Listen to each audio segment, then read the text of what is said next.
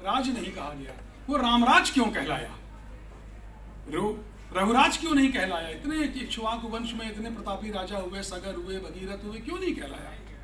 क्यों ऐसा है कि जो राम है वो, उनको हमारे जो पुरखे थे वो साधारण नहीं थे।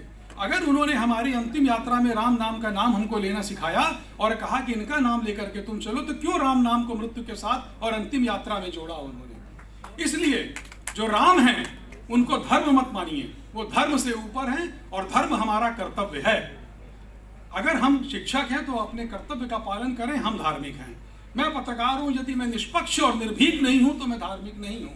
मैं चिकित्सक हूं, अगर अपना काम ठीक से नहीं करता हूं तो मैं पूजा कितनी करूं, मैं धार्मिक नहीं हूं।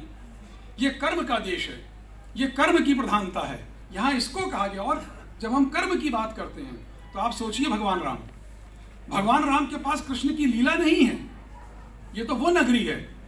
मैं आज, और सप्तपुरियां हैं, लेकिन सप्तपुरियों में केवल 2 ही नगरी हैं जिनके आगे जी लगता है। तो मैं आज श्री काशी जी में श्री अयोध्या जी की बात कर रहा हूं।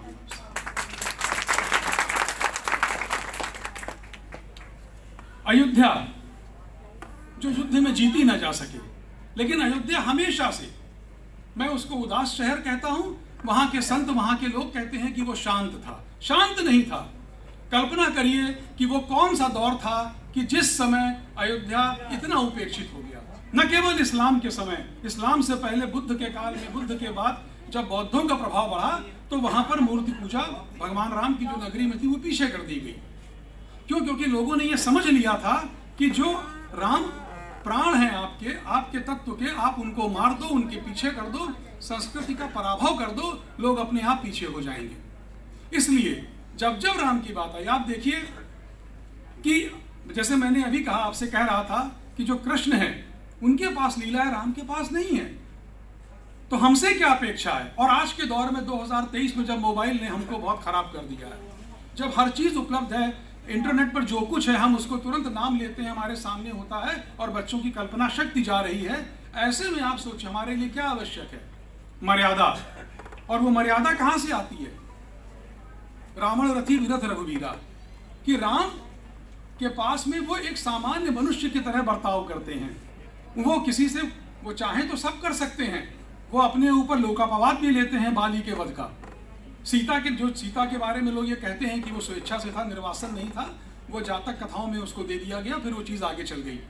वो राम, वो एक सामान्य मनुष्य की तरह आचरण करते हैं और हमको ये सिखाते हैं कि जीवन क्या है। देखिए, अर्थशास्त्र की परिभाषा भी वही है, economics is the study of ordinary man's action in life. जो साधारण मनुष्य हैं उनकी क्रियाओं का, स्वामी जी लोग हैं, उनकी क्रियाओं का अध्ययन नहीं है अर्थशास्त्र। Ordinary man's action in life, जो साधारण मनुष्य की क्रियाओं का अध्ययन है अर्थशास्त्र। और ऐसे में जो साधारण मनुष्य हैं उसकी मनुष्यता अपनी मर्यादा के पालन की है। और राम से यही सीखना है कि आप जीवन के समस्त, हमारे यहां देखिए बौद्धों की तरह, बौद्ध ने क्या किया? बुद्ध ने, उन्होंने बताया कि जीवन जो है उसमें दुख ही